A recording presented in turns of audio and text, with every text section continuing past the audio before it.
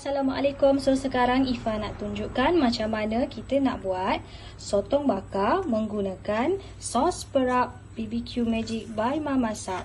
Okey, bahan-bahan yang diperlukan hanyalah dua sahaja. Sotong dan juga sos perap. So macam mana nak buat? Okey, kita ambil sotong dan ambilkan sos perap.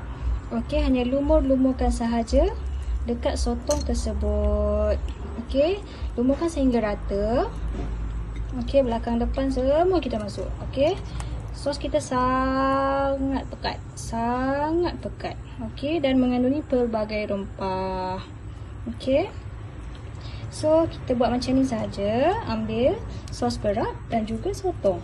Simple, simple as that. Okey, alamak dia masih beku. So kita ambil sotong dan sos perap.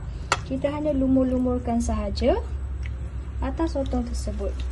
Sotong besar. Sos perap ini hanyalah RM30 sahaja.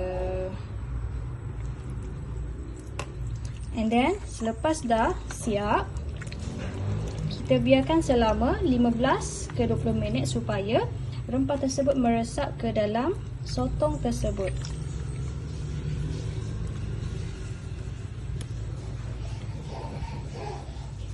So, selepas siap 15 minit diperap, kita masukkan sotong tersebut ke dalam non-stick pan.